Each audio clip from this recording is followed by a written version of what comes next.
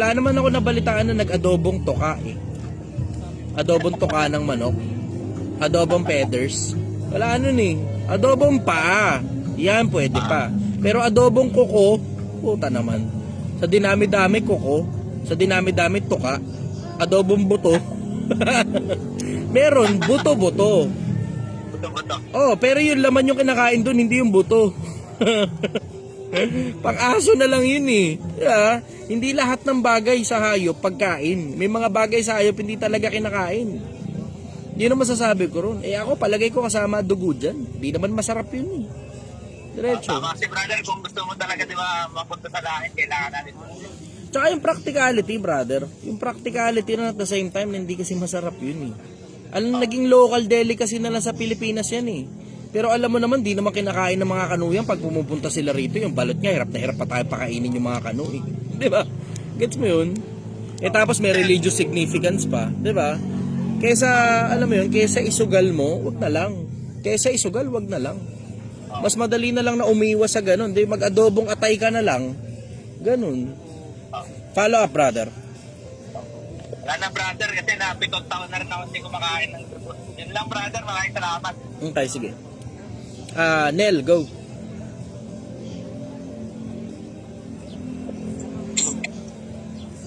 Hello brother, ano lang, meron lang akong patanungan dun sa ano. Actually, medyo dikit lang din po ni Jay yung tanong ko. Sir, yung ano, yung sa Hebreo, 9:22. Ha. Basahin ko lang, sir. Sige, brother. Ayon sa kautusan, halos lahat ng bagay ay nililinis sa pamamagitan ng dugo. At kung walang pag-aalay ng dugo, ay walang kapatawaran ang kasalanan. Sir, gaano to katotoo? Hindi ko alam, di naman ako pastor eh. Hindi naman ako para mag-interpret ng mga bagay-bagay. Sa bagay na naiintindihan ko, sabihin ko sa iyo yung bagay na naiintindihan ko. Sa bagay na hindi ko naiintindihan, hindi ko sasagutin ng diretso yung bagay na hindi ko naiintindihan dahil hindi ko naman sigurado yun eh. Sir, sa pagkakaintindi mo, sir, anong pagkakaintindi mo dito? Yung konsepto ng kamatayan kasi, ganito yan eh, tinan mo. Sabi na iba, ba't di na lang daw patawarin, ba't di na lang daw patawarin? Eh di ang labas doon, lahat na lang ng kasalanan patatawarin. Diba? Ganun ang labas nun. Lahat na lang ng kasalanan patatawarin. Bakit? Eh lahat naman ng kasalanan pwede palang patawarin. Ganun ang labas nun. Diyan kinailangan yung dugo ni Kristo. Sa Kristyanismo pinag-uusapan natin, hindi sa Islam. Sa Kristyanismo pinag-uusapan natin. Yung konsepto ng dugo ni Kristo, yun yung konsepto ng kamatayan ni Kristo para tumubos ng kasalanan. Kasi parang ganito yan eh. Ba't hindi na lang patawarin? Ba't hindi na lang patawarin? Parang ganito. So kunyari, ikaw yung judge. Tapos yung anak mo, kunyari yung anak mo yung nagkasala. Ngayon, kung yung anak mo yung nagkasala, for justice to happen, kailangan hatulan mo anak mo. Nagkasala eh. Diba? So, kailangan mo hatulan yung anak mo. Bawa, penalty ka, 500 pesos. Sige, inahatulan kita ngayon, anak kita, pero inahatulan kita ngayon for justice to happen, 500 pesos. Ngayon, 500 pesos ka. Ngayon, ibinaba ngayon yung hatol. Ngayon, pwede rin naman na ang mangyari, dahil anak mo yung nagkasala, pwede naman ikaw magbayad nun eh. Diba? 500. Pwedeng ikaw magbayad ng 500 na yun, dahil anak mo yun eh. Hindi na void yung justice kasi nagkaroon pa rin ng penalty. Pero dahil anak mo, pwede namang ikaw ang magbayad. Ang nangyari, pinabayaran ng Diyos dun sa isang anak niya. Pwede naman yun eh, 'di ba? Kung tayo ng mga magulang, minsan may mga panahon, yung ibang anak natin, natatamad-tamad, pinapasalo nga natin doon sa responsableng anak natin. Ikaw nang bahala doon sa kapatid mo, alam mo naman, mahina yan. Dahil alam, pwede rin naman gawin ng Diyos yun. Na ipapasalo sa iba, yung kung ano man. Pwede naman yun eh. Ang ginawa niya ngayon, yung kasalanan ngayon ng mga tao, kung sasampalataya ka sa dugo ni Kristo, makakasama ka sa pagpapatawad. Ganon ang logic nun eh. Makakasama ka sa pagpapatawad kasi inosente yung dugo yun. Inosente yun eh. Ngayon, kaya siya pumayag na si Kristo, kaya siya pumayag na mapatay doon para matubos ang kasalanan ng sangkatauhan. Kasi, pwede naman magpatawad, pero alam mo may mga kasalanan hindi talaga mapapatawad. Pero pagka siya na yung lumapit sa tatay niya, hindi, sumasampalataya naman sa akin to eh, baka pwede pakisuyo. Ganon yung konsepto. Bawa, politiko ka, merong nagkasala sa'yo, mabigat, gusto mo ipapatay. May kapasidad ka dahil politiko ka eh. Pero pag anak mo lumapit sa'yo, baka pwede patawarin na lang natin to kasi tropa ko naman to eh. Something to that effect, brother. Something to that effect. May mga bagay na mapapatawad. Diretso, onset mapapatawad. Pero may mga bagay, kasalanan, hindi mapapatawad eh. Doon ngayon pumapasok si Kristo. May mga kasalanan na papatawad, mga maliliit lang. Pero yung mga bagay na hindi mapapatawad, alam mo, may mga bagay talaga hindi talaga kapatapatawad, brother. Doon pumapasok na yung dugo ni Kristo. Pero that's simply my opinion. Opinion ko yun, brother.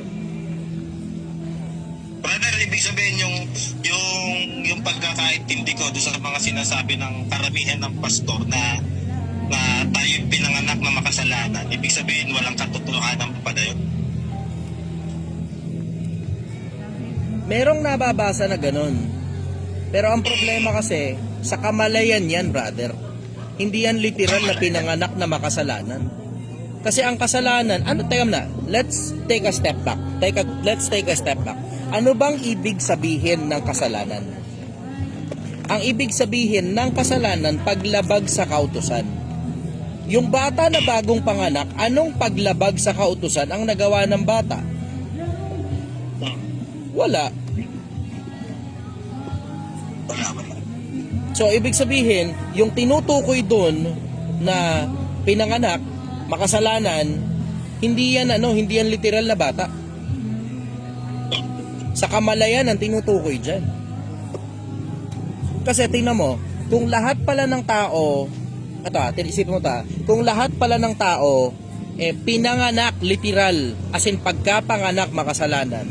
So ano ibig sabihin? Yung mga tao na pinanganak at namatay din kagad pagkatapos ipanganak, papunta sa impyerno, labas nun. Di ba? Yun ang logic nun. Yun ang logic nun. Alam mo, hindi naman nagme-make sense yung gano'n. Kapapanganak pa lang, namatay lang. Di ba? Tsumamba lang talaga sa kanya yung kamatayan, gano'n. So sa ganong angulo, alam mo na, hindi nagme-make sense yung gano'n na mula pinanganak, makasalanan. Alam mo na yun eh, kasi pagka pinanganak ka, makasalanan ka, tapos namatay ka, ng kapapanganak mo pa lang nang hindi mo natatanggap si Kristo, ang labas no, papunta ka impyerno. Tama. Follow up, brother. Ayun lang, brother. Maraming salamat para magkaroon naman ng oras yung iba. Okay. Eric, go. Evening, brother. Hello, brother. Tanong ko lang, anong pinagkaiba ng critical thinking sa overthinking? Kasi given na yung analysis paralysis, ano mo ba yung iba? Kasi minsan baka may overthinking. Hindi, overthinking kasi, brother, alam mong sobra ka na sa pag-iisip. Kapag di ka na nakakakilos, kakaisip. Isa pa, alam mong sobra ka na rin sa pag-iisip pag nakaka-damage na sa'yo, nakaka-istorbo na sa'yo yung pag-iisip mo. Halimbawa, meron kayo iniisip na isang idea, tapos inuuna mo pang isipin yung mga magiging problema na doon ka na lang nag-focus sa mga magiging problema, hindi mo na nasimulan yung kilos. Hindi ka na nakakilos. Sa akin, mas una na yung execution. Oo, sige, isipin ko yung mga pinakamalalaki na posibleng maging problema. Paghahandaan ko na hindi mangyari yan. Pero kikilusan ko, tapos yung iba pang mga problema, I will just fix it as I move along. Habang tuwing magkakaproblema, aayusin ko. Tuwing magkakaproblema, ayusin ko. Tuwing magkakaproblema, ayusin ko. Kasi overthinking na yan. Pagka hindi ka na kumikilos, analysis paralysis nga, gaya ng sabi mo. Magkaiba na yan sa critical thinking. Overthinking na yung iba eh. Yung iba, iniisip ko ano yung mga magiging problema, kakaisip nila na magiging problema, hindi na nakakakilos. Follow up, brother. Kasi usually ganun kasi ako ay wala na mapasobra ako. Overthinking. Yun din yung mga supply ko rin dahil sa business, no? Alam mo na, kapag ka nag-overthink ka, hindi ka masyadong busy niyan pagka ganyan. Okay. Oo, pag nag-overthink ka, hindi ka masyadong busy niyan. Tinan mo, ako nga, wala na ako oras mag-overthink Puta, nakita nyo naman kung gaano ka busy yung araw ko, nakikita nyo naman, di ba? Nasisend ko sa inyo sa national, tapos at the same time, nakikita nyo rin naman sa mga vlog, tuloy-tuloy. Tinan mo, pansinin ninyo, hindi ako tumitigil ng kakakilos ng kakakilos. Bakit? Overthink. Mas maigi na overdoer ka kaysa tsaka na lang tsaka ako na lang aayusin.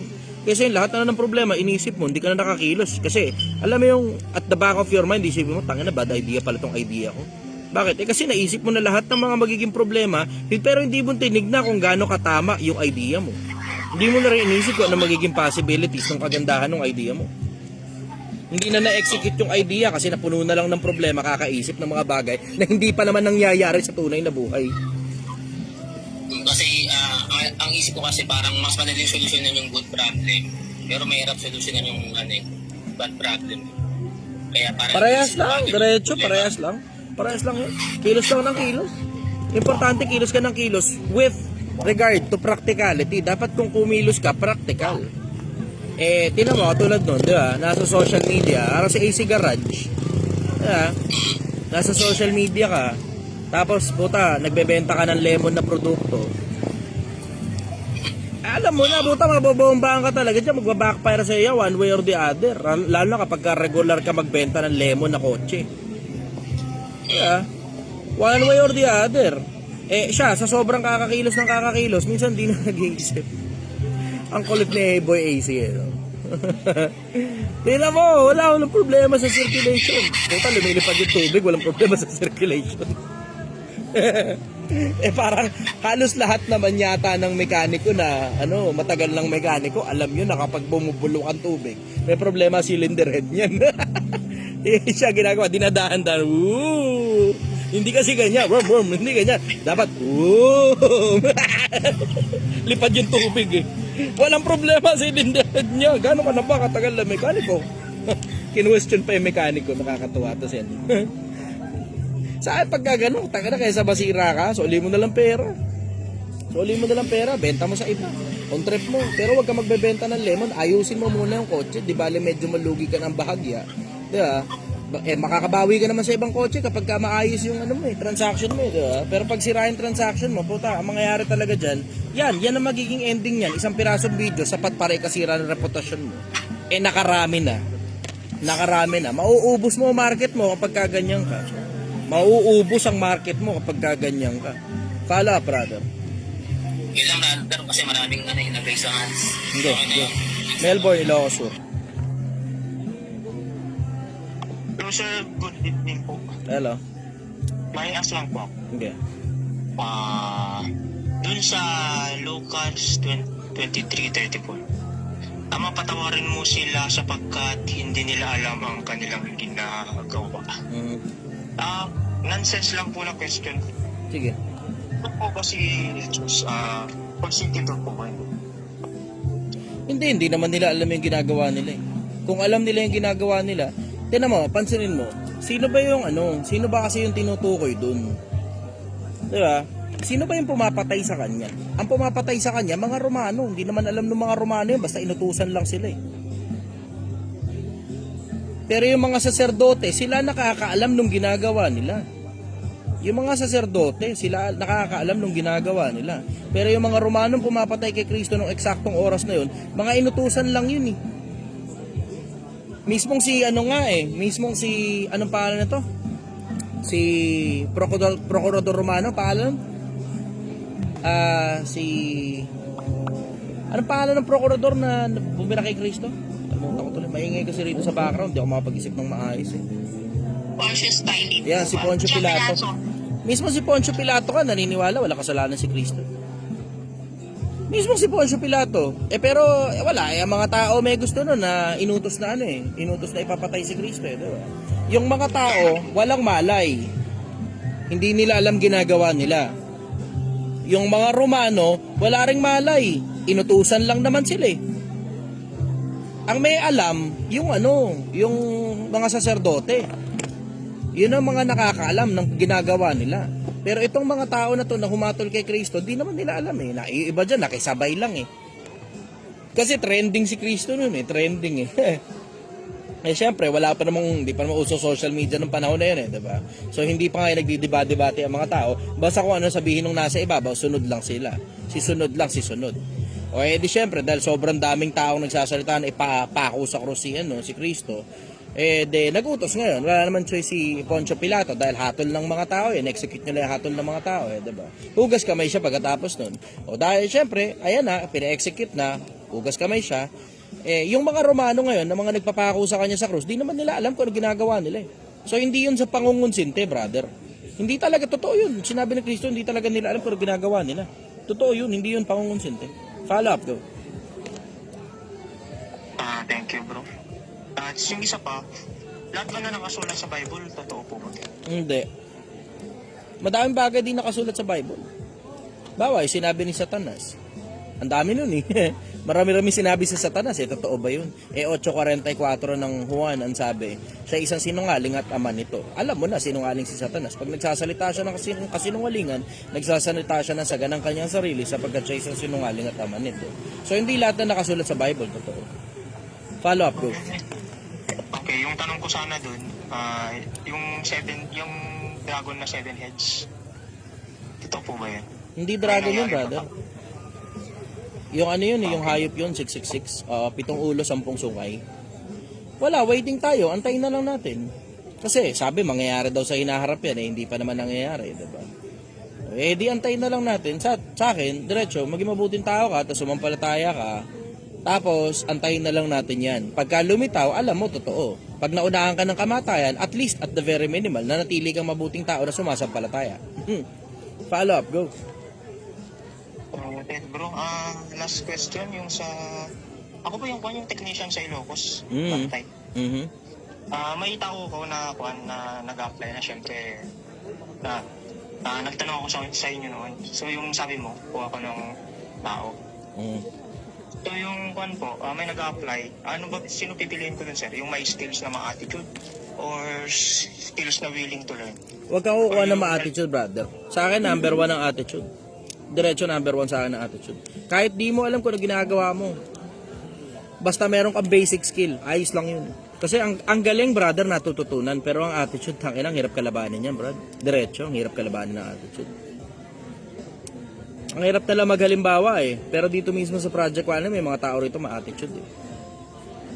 Sa comment section ko lang, kitang-kita mo naman yung mga taong ma-attitude eh, di ba? Mapapansin mo, yung mga taong ma-attitude, walang inuusad ang buhay ng mga yan eh. Yun ang mapapansin mo, yung taong ang tataas ang tingin sa sarili. Diyan nagsisimula yung ma-attitude eh, yung antaas ang tingin sa sarili. Pero pag tinignan mo naman ang resume, wala naman laman. Kasi yung mga taong malalaman ng resume, sa mas madalas sa pagkakataon, hindi ma-attitude yan. Marunong umunawa yan, kaya nga sila nakalayo sa buhay eh. Kasi pinagkakatiwalaan sila ng mga importanteng tao. Mapapansin mo, yung mga taong pinagkakatiwalaan ng mga importanteng tao, ng authority ha, hindi basta skills lang. Yung mga tao na pinagkakatiwalaan ng mga tao ng authority, sa mas madalas na pagkakataon, hindi ma-attitude.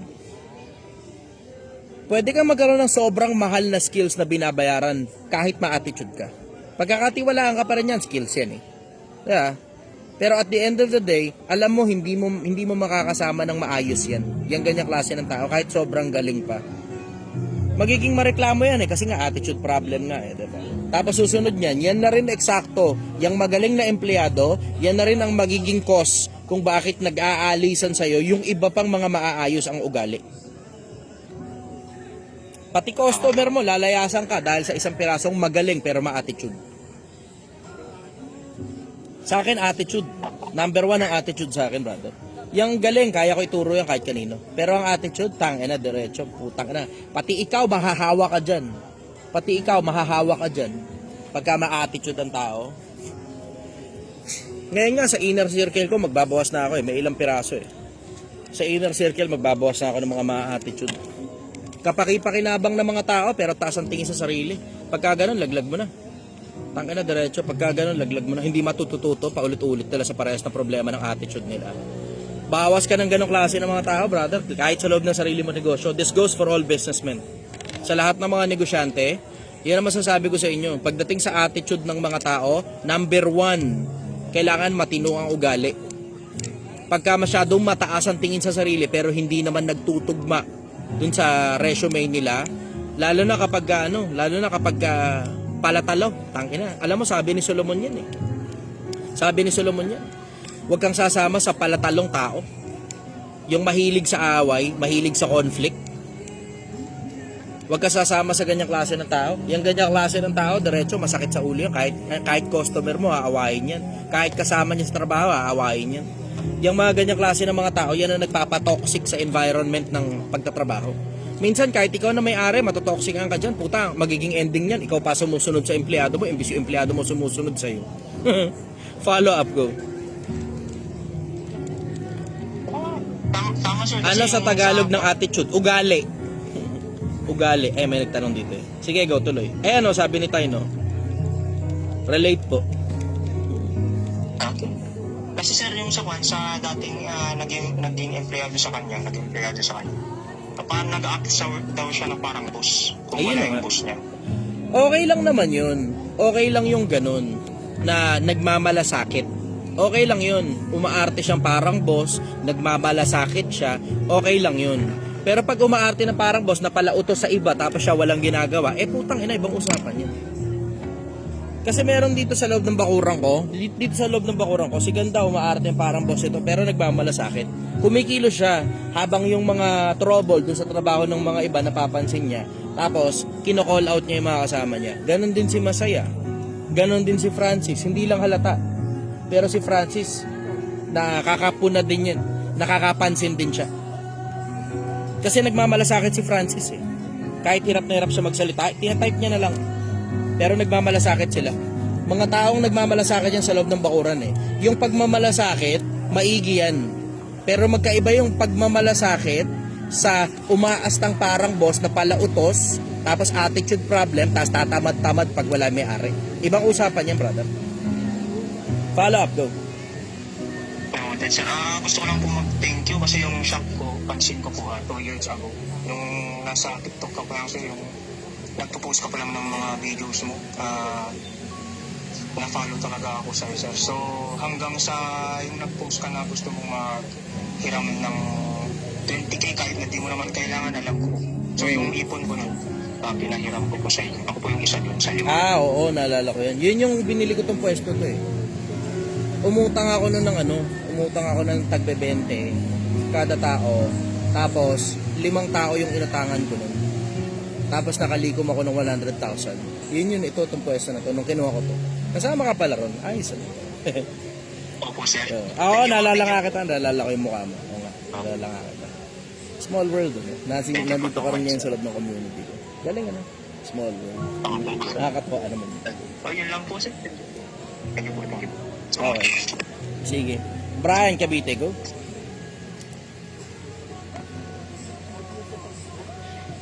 Hello po. Magandang gabi. Hello. Batang po sa sinabi mo ngayon, kasi may problema ako ngayon. Gaya na sinasabi mo, Brad, na yung ibang tao na hindi naman ganun kagaling pero maastang magaling. Dito sa trabaho kasi merong ganun. So ako, nireport ko siya sa mas mataas sa akin kasi nga team leader ako. So ginawa ko, sinabi ko lahat ng pagkukulang nila at pagkakamali nila. Pero parang ako yung mali. Empleyado mo ba yun, brother? Opo. So, nasa ilalim mo siya? Yes po. Trabaho mo talaga yun. Ikaw talaga yung may mali. mo sa ibabaw mo, dapat ka. Ikaw ang sumuwato dun. Hindi na dapat pambira ka talaga.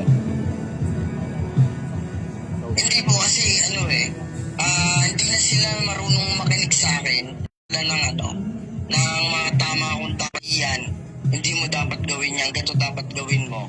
Tapos di na sila nakikinig sa akin. Medyo may katigasan yung ulo. Ngayon, inakit ko na sa mas mataas sa akin para pagsabihan sila. Hindi nila trabaho ang pagsabihan yung empleyado na nasa ilalim mo, brother.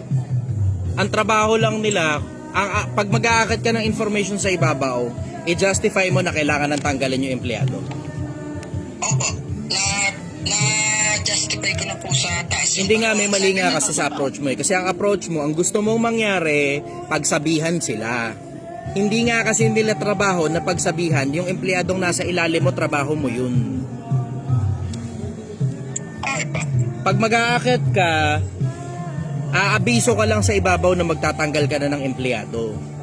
Tapos papapilan mo ng papapilan yan, papapilan ng papapilan hanggang sa matanggal. So, ibig sabihin, aabiso ka o papasok ko to sa PIP, Process Improvement Plan, or Performance Improvement Plan. 'Di ba? So, papasok mo na sa PIP, kung tawagin. Performance Improvement Plan. Ang ibig sabihin yan, either yung empleyado na yan, pagagalingin, aayusin lahat ng diferensya, o tatanggalin na. Yun ang dahilan bakit mag-aakit ka ng concern sa empleyado na nasa ilalim mo. Pero hindi yan para sasabihin mo, aakit mo dun para pagsabihan sila. Hindi trabaho ng nasa ibabaw mo yan. Trabaho mo yan. Huwag mo paggawa sa iba yung trabaho mo, brother. Kaya talagang sasabihin talaga na nasa ibabaw, trabaho mo yan. Naiintindihan nila yun na napagsasabihan ko rin naman sila. Alam nila kung paano ako magtrabaho, brother. Pero at the same time kasi malaki na ulo nila. Parang ganun na rin lumalabas. Uulitin ko ba yung sinabi ko? Hindi kasi yung trabaho ng boss mo na pagsabihan, yung empleyado na nasa ilalim mo, trabaho mo yan. Pag-aakit ka ng information, mag-aabiso ka na ilalagay mo sa PIP o tatanggalin na. Yun dapat ang dahilan kung bakit mag-aakit ka ng concern sa tao na nasa ilalim mo. Kasi diretso, halimbawa ako boss mo, tapos ikaw may tao ka sa ilalim mo, tapos aakit mo sa akin yan, baka tulungan kita as a means of favor. Pabor. Gagawin ko yan. Pero hindi ko gagawin yan dahil trabaho ko yan, trabaho mo yan. So talaga pupush back ka talaga nun. Hindi ko trabaho yan, ikaw dapat ang gumawa niyan. Para matuto ka kung paano pasunurin yung tao mo o tanggalin na lang. Ano po mas maganda kong gawin? Hindi ko naman kilala yung tao, brother. Diretso hindi ko kilala yung tao. Pero kung ako'y nasa ganyan sitwasyon, kakausapin ko ng diretso yan.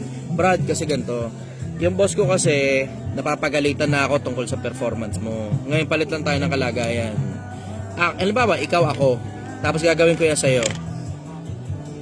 Tapos, hindi ako susunod sa'yo, gagawin ko lang yung gusto ko sa loob ng negosyo na to. Tapos ikaw yung mapapagalitan, ano mararamdaman mo? Kung ako'y nasa ganyan sitwasyon, babalik rin ko lang. Ikaw kaya supervisor, palit tayo ng kalagayan. Ako, empleyado mo, tapos hindi ako susunod sa'yo, gagawin ko lang yung gusto ko. Tapos ikaw ngayon yung napapagalitan ng boss mo dahil sa performance ko, matutuwa ka. Okay pa. Kaya ganun ako sa lahat ng mga tao ko dati. Ayan, pag alam mo, bibigay ako ng papel, Brad, kailangan kitang bigyan ng papel. Kasi ganito, syempre maunawaan mo naman, parehas tayo naghahanap buhay. Hindi ko naman isasangkalan yung trabaho ko para bigyan ka ng papel dahil lang hindi ko gustong sumama ang loob mo, wherein alam mo naman talaga sa sarili mo na ikaw talaga yung nagkamali. Ngayon, magpapalitan tayo ng kalagayan, gagawin mo rin yan. Bakit? Kasi hindi mo hahayaang ikaw naman bilang supervisor ang matanggal dahil sa kalokohan ko. Tama ba ako? Masama ba loob mo sa akin? Diretso lang, sabihin mo kung masama loob mo sa akin. Para magkaintindihan tayo, brother. Kasi alam mo naman, ito ang hanap buhay ko, bread and butter ko to. Ito rin naman ang hanap buhay mo. May konting problema lang tayo, ayaw mo sumunod. Ang gusto mo, gawin mo lang yung gusto mo. Ngayon, dahil dyan, ako ngayon na napapagalitan ng boss ko. So, alin lang sa dalawa, either gagawin ko yung trabaho ko para papilang ka, o tatanggalin ako ng boss ko. Okay, brother. Ganun ka kakausapin yung empleyado. So ngayon, yung empleyado naman, alin lang sa dalawa, either maunawaan niya yung sitwasyon ko para hindi na sumakit ang ulo mo doon sa tao na yun, o alam niya dapat na pag tinuloy niya pa yung attitude problem niya, matatanggal siya. Ito problema, brother. May jowa. Ngayon, nagkakampihan sila pagdating sa pag napag-uusapan na yung ganung bagay. Paano ko pag-position nun? Paghihiwalayin ko yung kausap doon sa dalawa. Kakausapin ko yung dalawa. Magkahiwalay. Okay. Hindi pwedeng pagsamahin mo yan sa isang upuan. Dalawa sila kakausapin mo. Hindi, pagkakaisahan ka lang ng dalawa na yan. Tama. Divide and conquer, brother. Divide and conquer. salamat. Okay. Follow up, go. Paano naman kung malakas na sila sa boss, tapos parang, alam mo yan, yung team leader ka, pero pag nag-akyat ka doon sa boss, kasi Chinese kasi, bossing brother, Chinese kasi. Di ko maano yung ugali Wala sa nila. nationality yan, brother. Yung mga pinaglingkuran ko, may mga European, may mga Australian, may mga Amerikano eh. Wala sa nationality yan, brother. Nasa rational yan. Kung nagme-make sense ka ba o hindi. Eh dun sa sinabi mo pa lang nung umpisa, gusto mo pagsabihan sila, dun pa lang mali na eh. Hindi naman nila trabaho mo yun eh. Ba't papagawa mo sa boss mo yung trabaho mo? Para saan ka pa hiner ng kumpanya kung papagawa mo rin pala sa kanila yung trabaho mo? Okay, brother. Naintindihan ko po. Follow up, brother. Yun lang, brother. Salamat. Okay, sige. Christian, Cavite, go.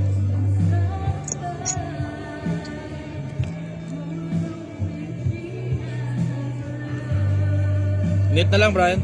Sir, magandang gabi. Hello. Natawag. Tanong ko lang po, Master, brother.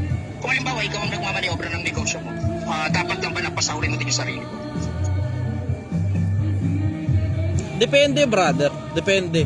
Kung may budget ka pa naman at may ipon ka, mas maigi. Paikutin mo na lang muna yung pera dun sa mismo negosyo. Okay yung papasahurin mo yung sarili mo kapag may sapat na pondo na. Pero pagka gipit na gipit, ipit na ipit, alam ba, tulad dito sa Project 1M, ngayon wala muna ako sweldo rito eh. Kasi gipit eh. Ipit. Palugi. Project 1M, itong sinigangan, palugi eh.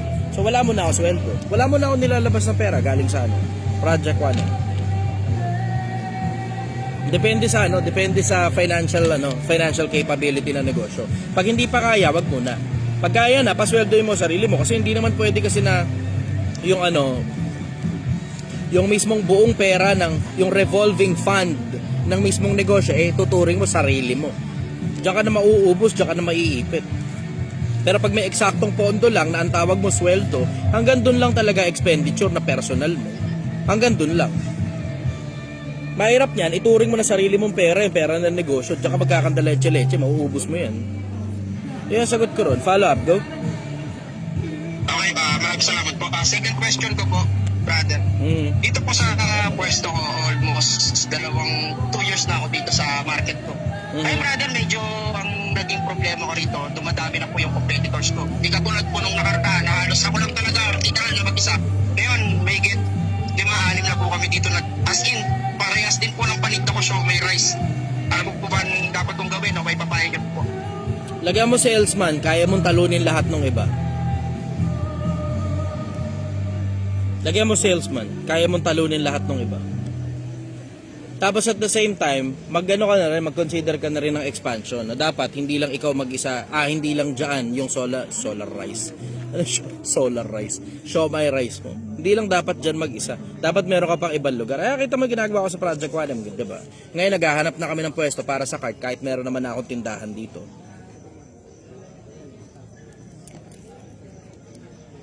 Follow up, go. Minsan bisita ka rito, tignan mo yung mga salesman ko rito. Tignan mo kung gaano kagaling yung mga salesman ko dito. Then you will understand. Salesman talaga sikreto kapag ka face to face yung transaction. Opo. Yun din po yung tinuro niyo sa amin, yung legal po. Bisita dito sa Cavite, nag-face to face tayo. Yung personal space sa isang salesman po.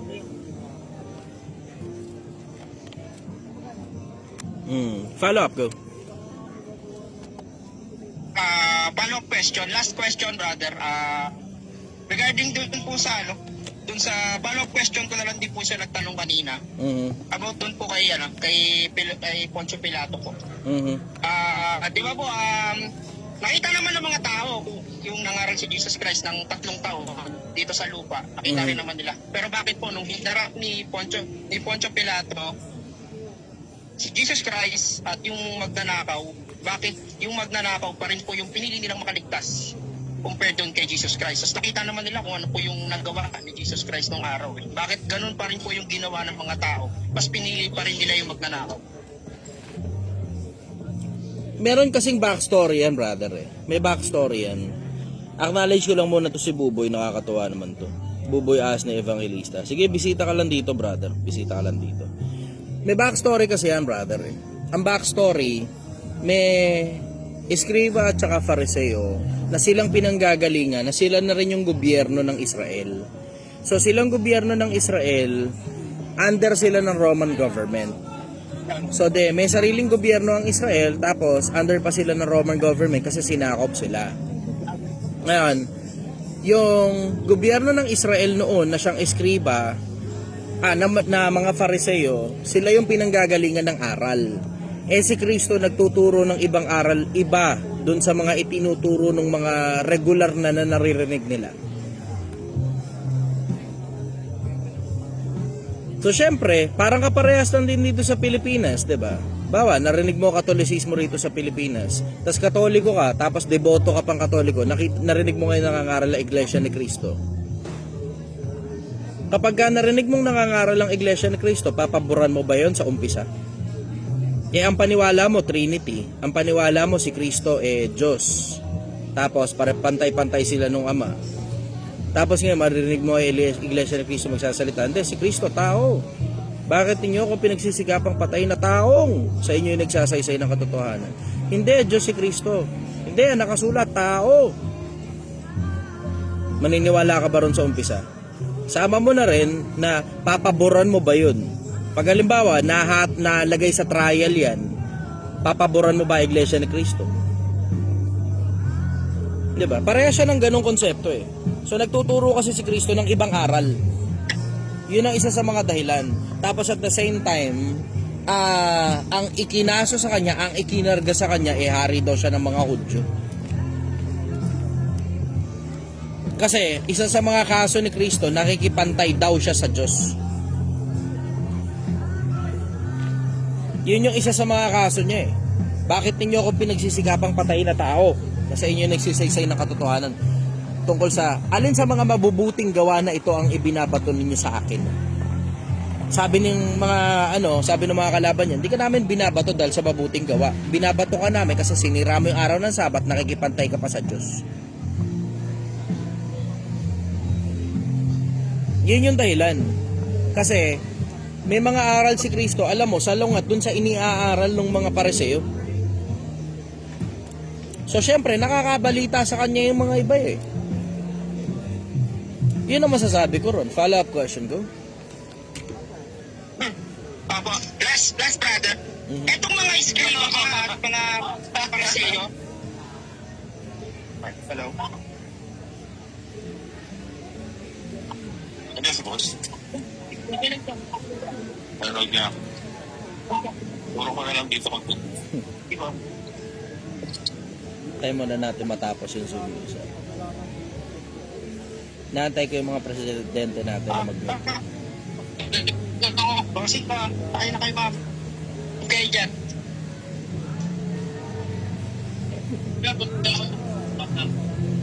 Okay brother, follow-up question ko. Apo, last question. Brother, itong mga Pariseo at mga Skriba, ito matagal ko na talaga ito gusto itanong. Ano bang mga religion ito? Ito ba yung mga Judaismo sila? Oo, galing dyan si Pablo. Nasabi niya, galing siya sa relihiyon ng mga Hudyo. Yun nakaletra yun sa Biblia, relihiyon ng mga Hudyo.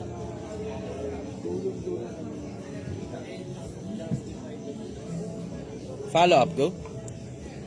Apo, yun lang po. Maraming salamat po. Okay, sige. Rostom, Bulacan go? Sir Jay, tanong ko lang dito sa anong pinagkaiba ng kasamaan dito sa dalawang talata? Ezekiel 18:20, ang kalul. Kanino pa yung pinili? Christian, pa-mute. Pagkatapos yung magtanong, mute na kagad diretso para hindi na natin kailangan marinig pa yung pakikipag-argumento nyo tungkol sa kung kanina tungkol sa payong.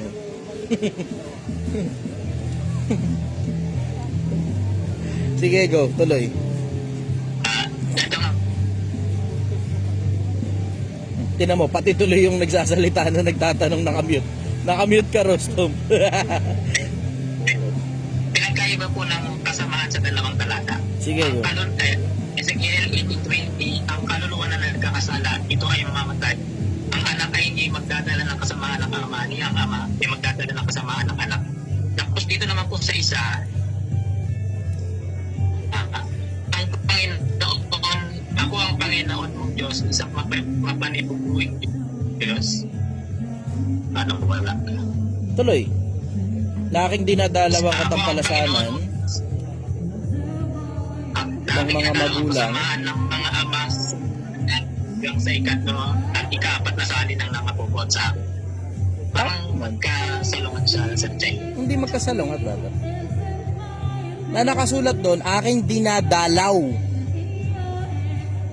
ang katampalasanan ng mga magulang sa mga anak. Dinadalaw, hindi hinahatulan.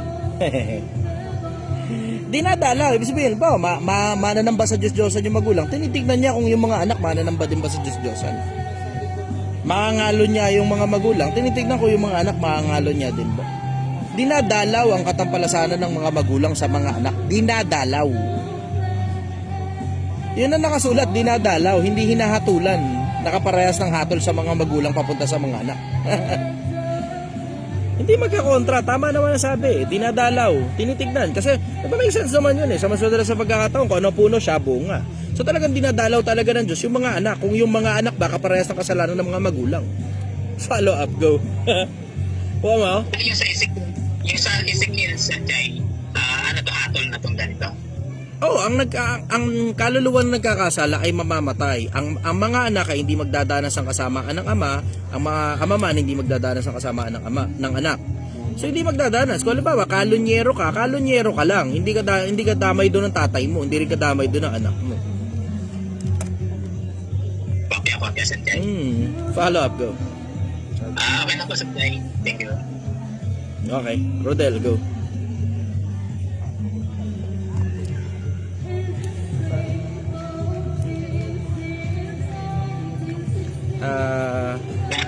Go, tuloy. Cavite. Father Chay. Paalala ko lang hindi po ako pastor. Paalala ko lang. Kailangan ko ilagay yung disclaimer na yun eh. Kasi ang dami nyo nagtatanong tungkol sa Biblia. Ang trouble talaga kapag kaya mga pastor hindi hindi nagpapatanong. Sige, ako na lang magtsatsaga na ako kahit hindi naman ako pastor. Sige, go.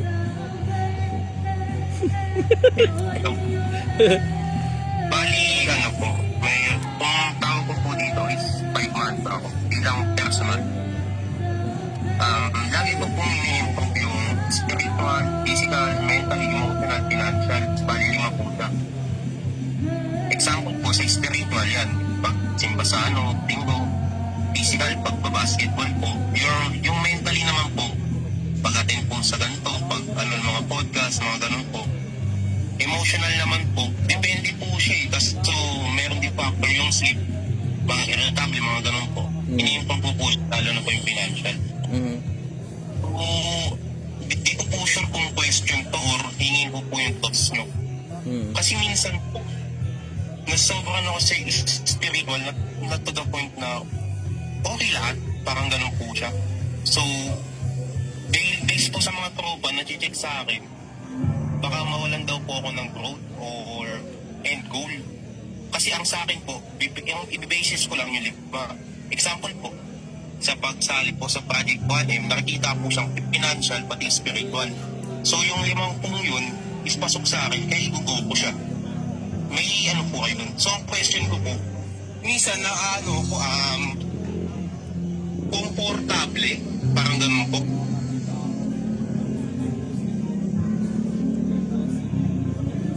Komportable saan? Naantay ko yung kadugtong. Kumbaga, komportable ko na okay lang yung lahat. Okay naman yung okay naman yung set of priorities mo, brother. Okay naman. Nagkakatalo lang talaga yan kung ano talaga gusto mo mangyari sa buhay mo. Doon nagkakatalo yan, ba gusto mo mangyari sa buhay mo. Kasi kung sinasabi na sobrang ka na sa spiritualismo, syempre kailangan tignan mo muna baka nagsasuffer na yung physical mo. So ibig sabihin, finances mo, kamusta? Health mo, kamusta? Kamusta intellectuals mo? Kamusta emotions mo? Diba? Kailangan tignan mo yung ibang aspeto ng buhay. Hindi lahat ng bagay puro spiritual. Hindi may materya tayo eh, 'di ba? Kailangan kumain tayo. Kailangan ng mga anak natin ng makakapag-aral lang maayos para sa kinabukasan nila dito sa lupa. Yun ang masasabi ko ron. Kailangan lahat ng aspeto ng buhay covered. Sabi, pag alam mo, may nagsasuffer na ng kakulangan, kailangan tutukan mo na sandali yung nagsasuffer ng kakulangan. Bawa, pamilya mo, hindi mo na natututukan dahil kaka-spiritual mo na sobrang ka nakakasimba. Tapos yung pamilya mo nagagalit na sa'yo, kakasimba mo ng kakasimba, hindi ka na nakakapagbigay ng oras sa kanila kasi wala ka na talagang oras sa kanila. Yeah. Baka mamaya, sa sobrang kakasimba mo, mawalan ka ng pamilya niyan. Hindi ka naman kasama rin sa mga apostolan, nangangaral sila sa iba't ibang lugar. Ikaw, tumambay ka na lang sa simbahan, pinabayaan mo na pati anak mo, pati asawa mo, kakatambay mo sa simbahan. Tapos problema ka na sa pangkain, nakikihingi ka na lang ng pagkain sa mga kasama mo sa simbahan. Diba? Pagka ganun, over na yan. Sobra-sobra na yan. Nakasulat din naman sa Biblia na kanyang igawa ang kanyang kamay na mabubuting gawa upang may maitulong siya sa nangangailangan. Kailangan, obligasyon mo pa rin, pati yung mga nangangailangan. Dapat magtrabaho ka pa din, hindi puro simba ng simba. Nasobra na sa pananampalataya, puro na lang pananampalataya, tapos yung physical na may problema ka na. Finances mo, nadudurog na. Pamilya mo, nawawasak na. Yeah. Tapos sa worst niyan, may mga iba pa na religion na nananakot, pabalik na daw si Kristo, pabalik na nga, okay, sige, pabalik. So ano gagawin? Lahat ng pera mo, bibigay mo kay pastor. Kung pabalik na pala si Kristo, ano pa pakinabang ng pagbibigay ng pera kay pastor? Diba? Yun ang masasabi ko ron. Follow-up question, go. Bali, meron pa pong question kaso ilaw pa. Next na lang po. To follow up po. Thank you po. Sige na, go, dugtong mo na. Bali, yun po. Mayroon po kasi yung dalawang tinitignan. Mayroon po kasi ako napag-usap na siya. Hindi po siya totally successful sa buhay. Pero okay yung lahat ng lima niya. Example po, sa pera, sapat. Sa katawan, nakakapag naman po siya, exercise, ganun, basketball, gym. Tapos sa finance naman niya po, hindi sa masasabing kulang, hindi rin sobra, sakto lang din po. Okay. Sa spiritual po, doon ko rin siya na-meet sa sinisimbahan ko po. Ang kinukomparison ko po, dahil nasa mundo tayo ng tao, may ano po kasi, kumbaga yung isa, okay siya, pero hindi gaano. Tapos meron naman, dahil tulad ko na, merong business owner na sobrang pera, pero broken naman yung family nila, mga ganun po.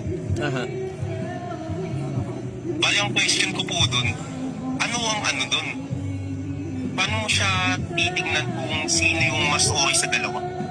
Nandun sa balance, brother. Ano ba yung balance? Okay yung pamilya, okay yung finances, okay yung katawan, okay yung isipan, okay yung puso. Pati espiritu, okay. Nandun sa balance. Sa ganun ko nakikita yun.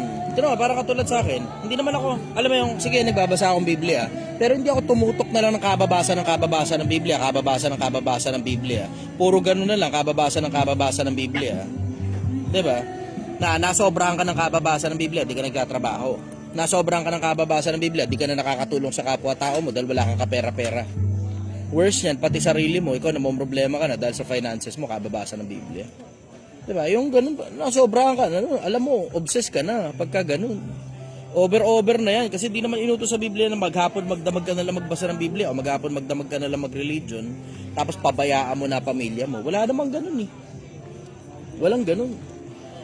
Alam mo, pag meron ka ng parte ng buhay mo na nagsasuffer na, kailangan tutukan mo yan sandali. Kasi, mahaba ang buhay. Sige, maikli dun sa anggulo ng walang hanggan. Pero dun sa anggulo natin bilang mga tao, para sa atin, life is long. Mahaba ang buhay. We get to live for 60 long years. Average yan. 60 plus. Sa Pilipinas nga, 69 ang average. Isipin mo, halimbawa, 30 ka pa lang. Ilang taon ka na ba? 22. So, sa 22, napakabata mo pa. Meron ka pang more or less 40 years. Yeah. Sa 40 years na yun, kailangan maayos ang finances, maayos ang pamilya, maayos ang spiritual, maayos ang isip. Have that growth mindset, brother. Kasi ang haba-haba ng isang buong maghapon.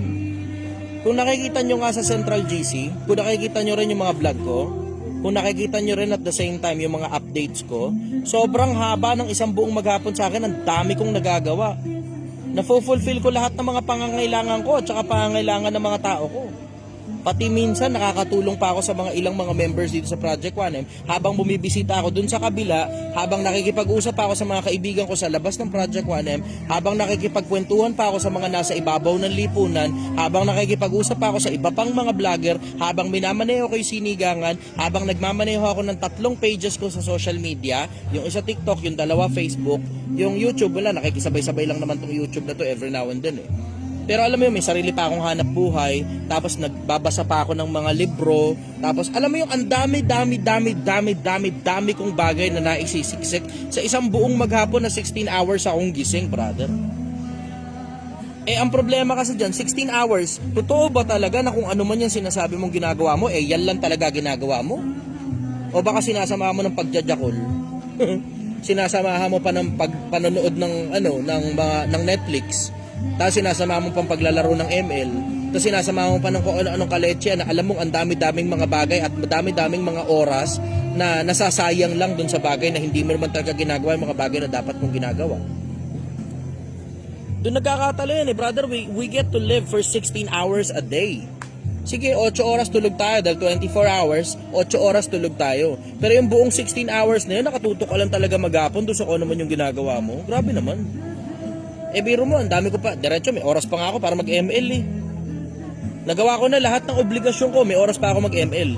So hindi ko alam kung ano yung sinasabi mo na yung mga iba, bla bla, may ganito, may ganyan, may ganito. Hindi, ako diretso, nagagawa ko lahat ng responsibilidad ko bilang tao. Nagagawa ko lahat ng responsibilidad ko bilang tao. Tapos may oras pa ako manood paminsan-minsan ng Netflix, pero bihira. Pero may oras pa rin ako. Pero may oras pa rin ako mag-ML. May oras pa rin ako mag-doom scrolling kahit mga 30 minutes lang sa isang araw. Minsan po mo 45 minutes ka yun eh. 'Di ba? Tingnan mo, alam ko nga yung nangyayari sa social media, alam ko nangyayari kay La FLM, kay Makagago, kay AC Boy Garage. 'Di ba? Alam ko yung nangyayari sa mga sa mga trending na issue eh. May oras pa ako sa lahat ng bagay, brother. 16 hours 'yan. Puta brad, napakaraming minuto sa loob ng 16 hours na 'yan. Huwag naman sabihin isang piraso lang ginagawa mo sa isang buong maghapon. Yun ang masasabi ko ron. Follow up, go. Ilan po, brother? Thank you po. Okay. Brad EA, Cavite, go. Shalom sa inyo lahat, mga kapatid. Brother siya, napagpalang gabi ko sa iyo. Tanong ko lang po, regarding dun sa napag-usapan kayo na about sa Bisaya. Naparito po ba, namatay po ba talaga ang Bisaya para sa kapatawaran ng buong mundo o sadyang pinatay siya ng mga malalakop doon sa Jerusalem? Parehas, Dahil brother. Parehas. Pinatay siya ng mga nanakop sa Jerusalem, pinapatay din siya ng mga natagaron sa Jerusalem. Tapos at the same time, naparito rin para tubusin yung kasalanan. Parehas. Hindi mo mapapag-iwala yun eh. Tubos yung kasalanan, pinatay. Biblia pinag-uusapan na, hindi Quran. Kasi sa Quran kasi hindi siya namatay dun eh. So kailangan maglagay akong disclaimer na ganun. Kasi may mga Muslim tayo member eh. Follow up, bro.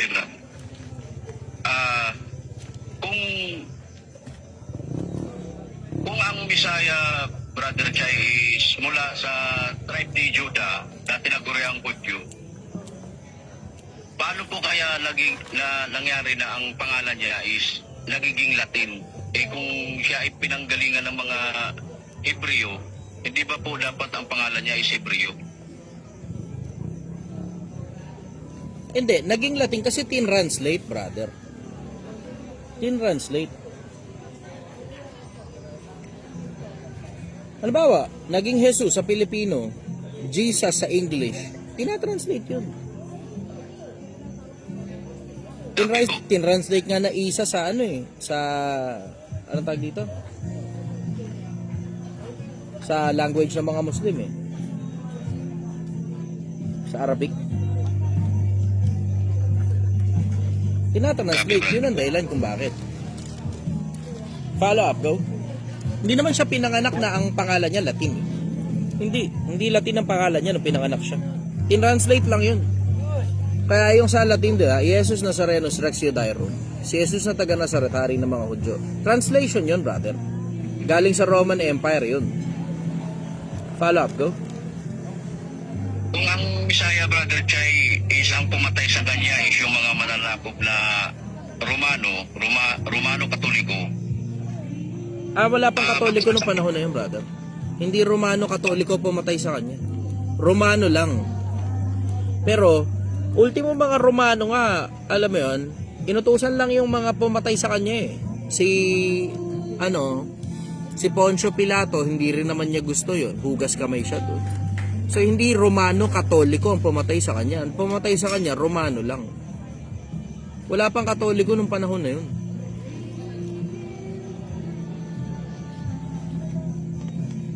Sabi ko. Pwede pa po magtanong, Brother Chay. Sige, brother. Kung ang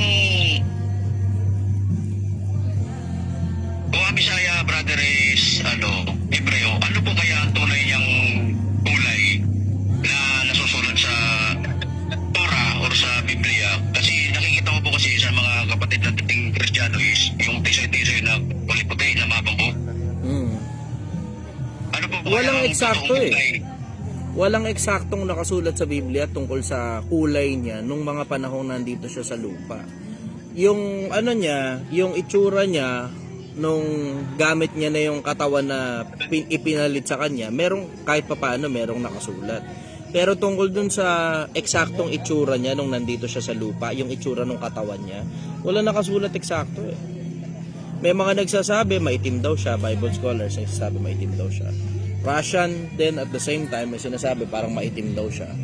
Pero pag tinignan mo naman yung kulay ng mga Israelita sa Israel ngayon, hindi naman maitim. Ang sagot ko diretso, hindi ko alam. Kasi wala akong nabasang nakasulat yung kulay ni Kristo mismo eksakto. Iba itsura niya nung nabuhay siya maguli. Nung nagpakita siya kay Juan Apokaliptiko, iba itsura niya doon. Nung kay Daniel, iba rin ang itsura niya ron. Pero yung panahon na nandito siya sa lupa, wala akong nabasang eksakto tungkol sa kulay ng balat niya nung dun sa 4 na ebanghelyo eh. Yun ang masasabi ko ron. Follow up, go. How do you define, Brother Chay, about righteousness?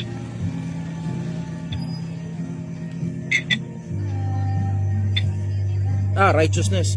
Yung katuwiran, brother, nasa pagsunod sa utos yan. Yun ang katuwiran. Ang utos ay banal, matuwid, at mabuti. So pagka sumusunod ka sa utos, katuwiran yun. Kasi ang utos ay banal, matuwid, at mabuti. Follow up, go. Last question, Brother Simon. Maraming salamat sa mga sagot. Last question na, sa pagparito ba ng Misaya or ng mga propeta or ano ba ang dahilan ng pagparito nila ang magtayo ng relihiyon o ibigay ang mga kautusan ng Ama na siya dapat na susundin ng sangkatauhan, Brother Chay? Parehas, brother. Parehas. Ay, brother. Hello. Thank you.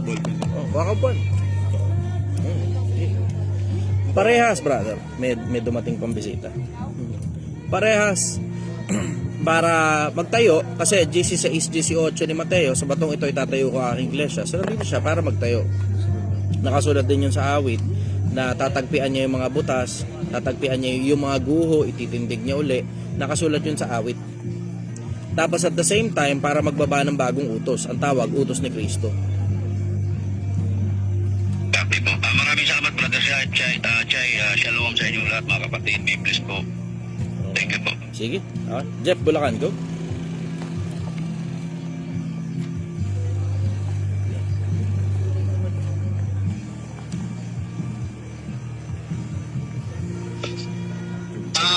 Tanong ko lang, brother, tatingin mo yung 700 kong kita kakasya sa apat na anak ko na nag-aaral.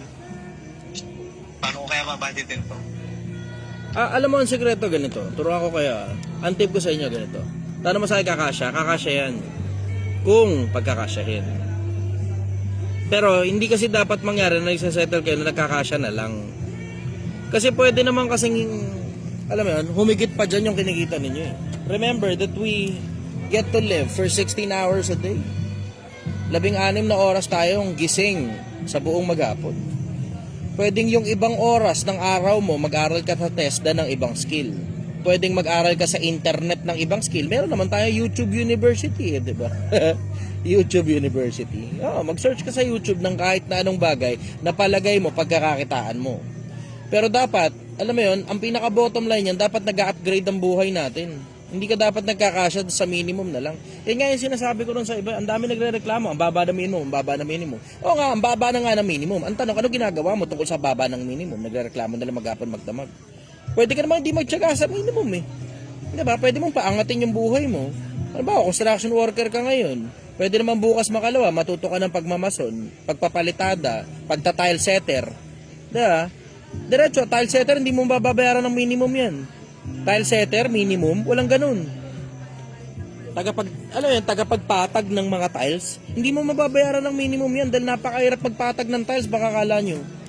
Nasubukan ko yung mag-tile setter eh, putang ina, sarili ko ng building. Wala pala akong ganun. Tangina, nakalive ba ako? Wala po kayo narinig. Sarili ko ng sarili kong hanap buhay, ganun na lang. Sarili kong hanap buhay. Nasubukan ko yung pagta-tile setter na yan. Putang ina, ang hirap. Pinukpok mo na. Putang inang yan, bumaba ng kapiraso, bumaba. May konti, yung kabila yung umaangat. Di mo maipatag ng maayos eh. Lalatagan mo pa ng level yan eh. Ang hirap to, pupupukin mo yung isang panig, yung kabila aangat. Tapos kailangan mo ngayon kailangan mong pagkasyahin yung putang ilang oras lang sa isang araw para magawa mo ng mabilisan yung pagsaset ng tiles. Tapos kailangan pantay-pantay. Kasi pag hindi nagkapantay-pantayan at medyo nakaangat ng kapiraso, pag halimbawa nagpadaus-dus ka dyan ng upuan o ng lamesa, basag ang putang inang tiles mo. Basag. Hindi pwedeng wala sa hulugan tiles mo. Pag nag-tiles ka, kailangan pantay na pantay yan. Ang tagal na proseso niyan. Isipin mo, kung tile setter ka, nagpa-practice ka pa lang, putang inang hirap. Pero ito ngayon ang punto, ang tile setter, hindi mo mababayaran ng minimum yan. Wala akong nakitang tile setter na pumapayag ng minimum lang ang sweldo niya. Wala akong nakitang tile setter na pumapayag ng ganun. Ang hirap-hirap ng pagsaset ng tiles. Yun nga lang pagpapalitada sa pader eh. Putang ina, maniwala ka, sinubukan ko magpalitada sa pader, bako-bako eh.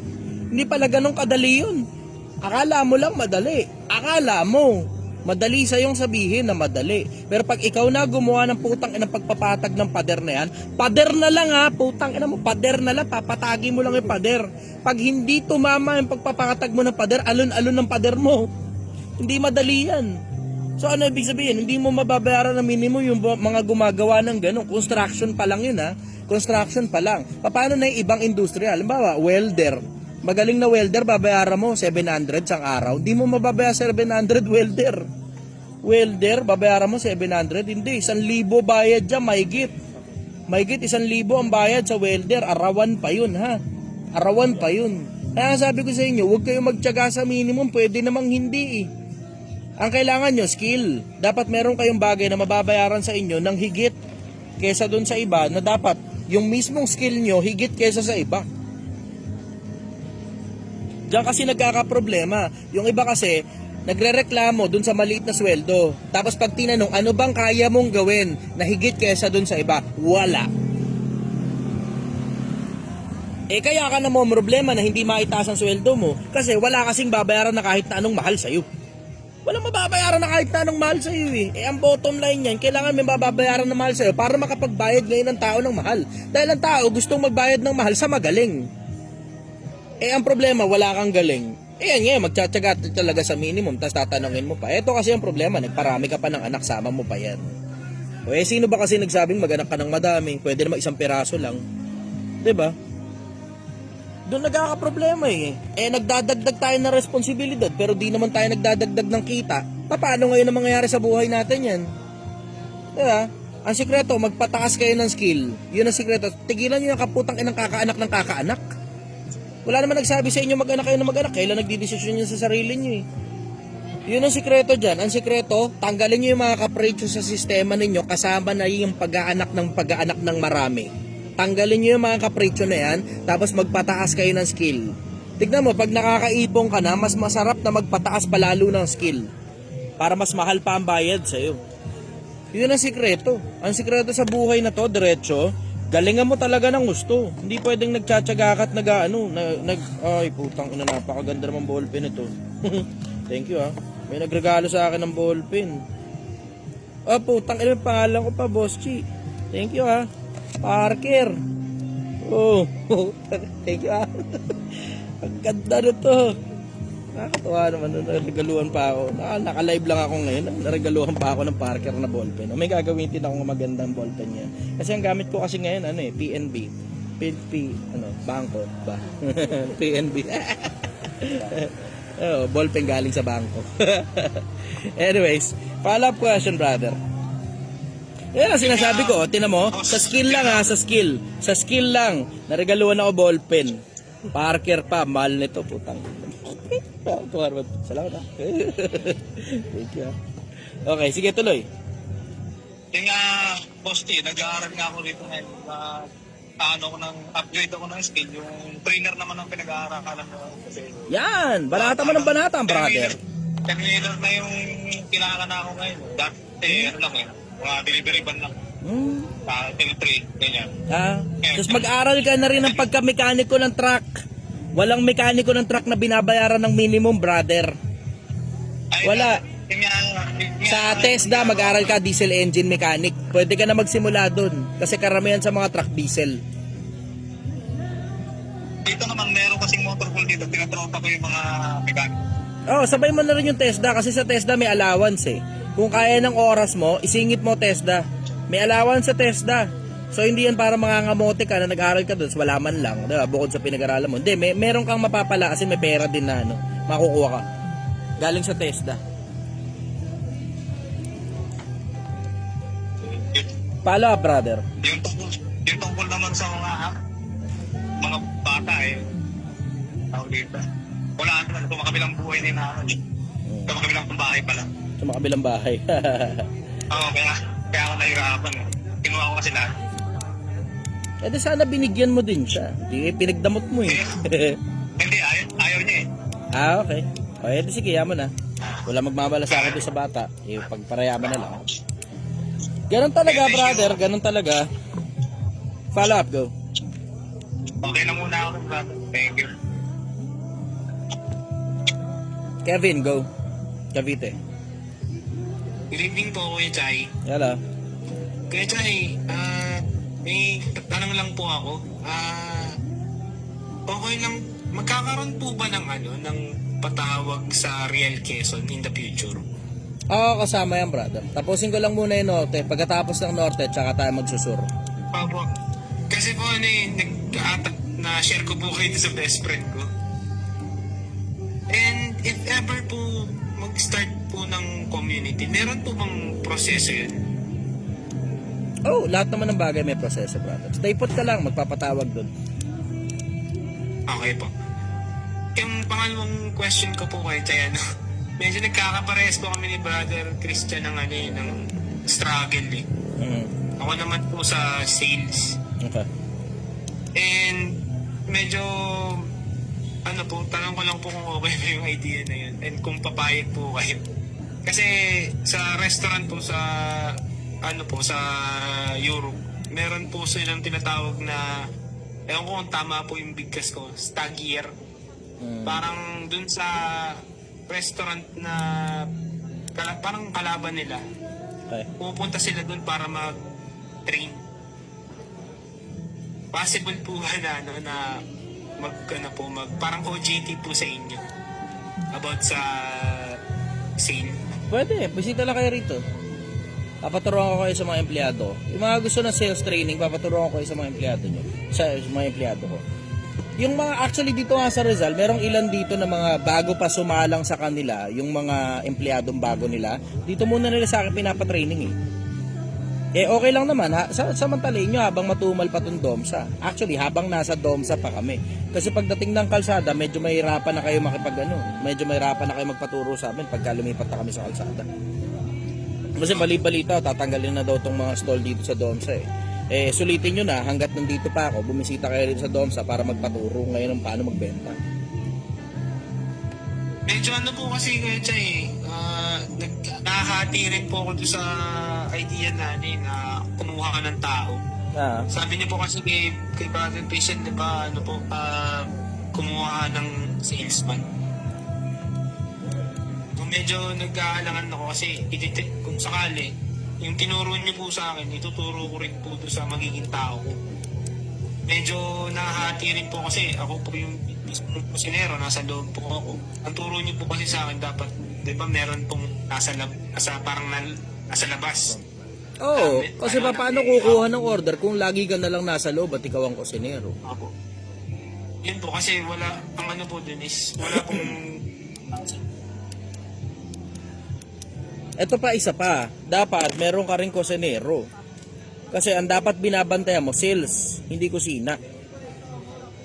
Brother, ang buhay ng negosyo, nasa sales, nasa pagbebenta. Yung quality, pwede mo namang ma-check yun pag lumabas yung pagkain eh.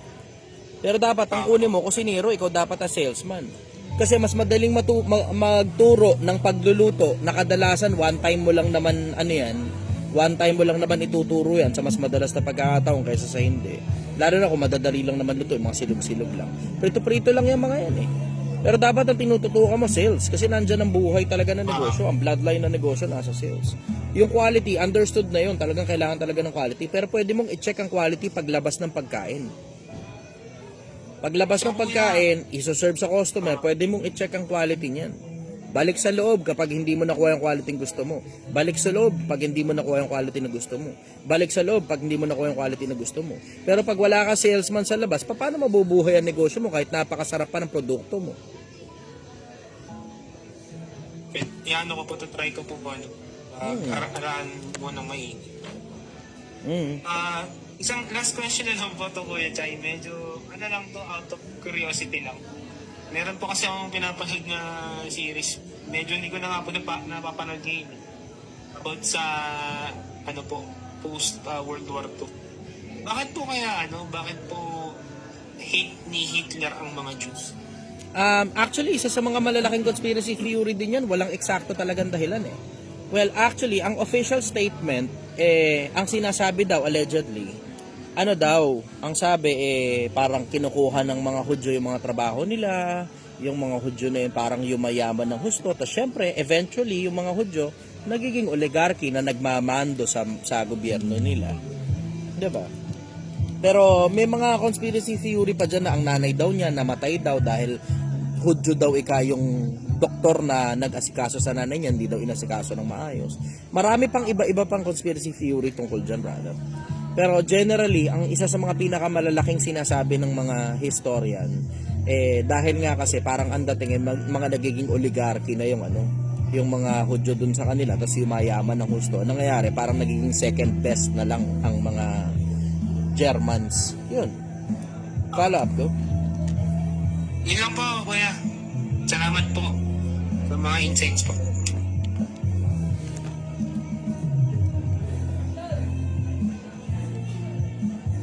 Inad ko lang muna yung aking live. Hindi pa mapindot to.